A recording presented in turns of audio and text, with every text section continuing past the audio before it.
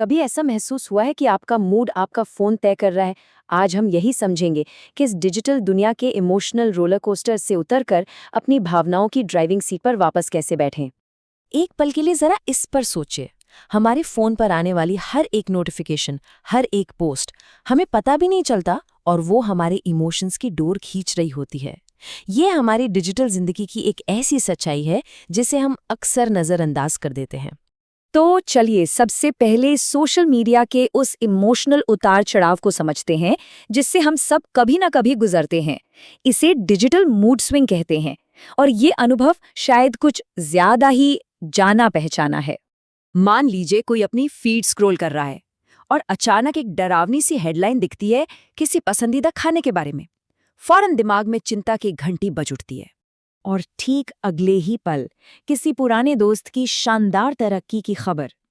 वो जो चिंता थी ना, वो अब जलन और इस एहसास में बदल जाती है कि शायद हम अपनी जिंदगी में कहीं पीछे रह गए हैं। स्क्रोलिंग जारी रहती है और अब कोई अपने किसी प्रियजन को खोने का दुख साझा कर रहा होता है। मूड तुरंत उदासी में बदल जाता है और इसके चंद सेकंड्स बाद किसी की सगाई की घोषणा, तो कुछ ही पलों में दिमाग चिंता, जलन, उदासी और फिर दूसरों के लिए खुशी महसूस करने के बीच झूलता रहता है। पता है, इसी अनुभव को इमोशनल विप्लैश कहते हैं।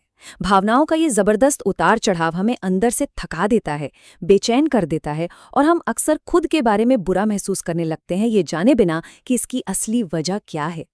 तो फिर इस इमोशनल केओस का, इस उथल-पुथल का असली जिम्मेदार कौन है? क्या सच में विलेन हमारी जेब में रखी टेक्नोलॉजी है या हमें आईने में देखने की जरूरत है?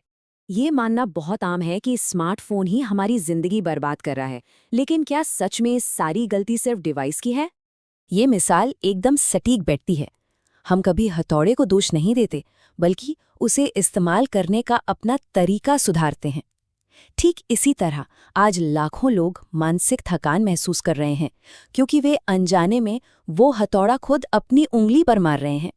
और यहीं पर सबसे जरूरी बात सामने आती है, ये स्वीकार करना कि समस्या डिवाइस नहीं बल्कि हमारा उसे इस्तेमाल करने का तरीका है।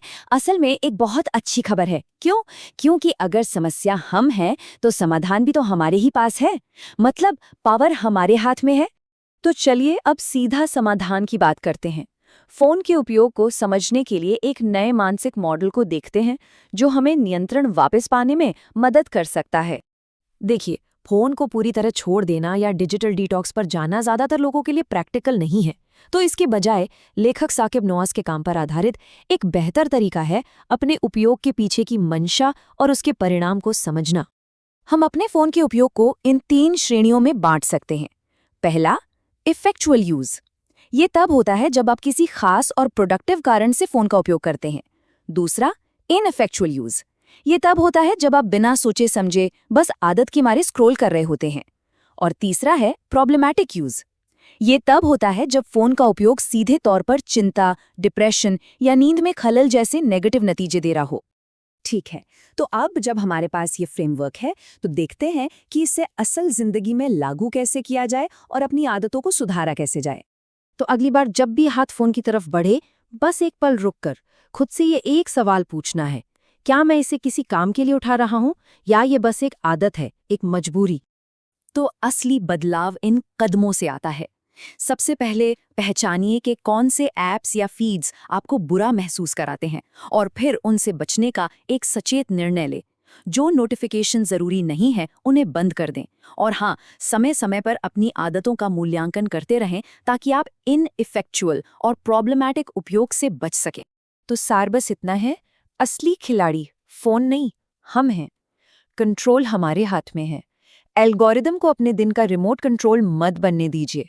ये एहसास कि पावर हमारे पास है, यही तो बदलाव का पहला और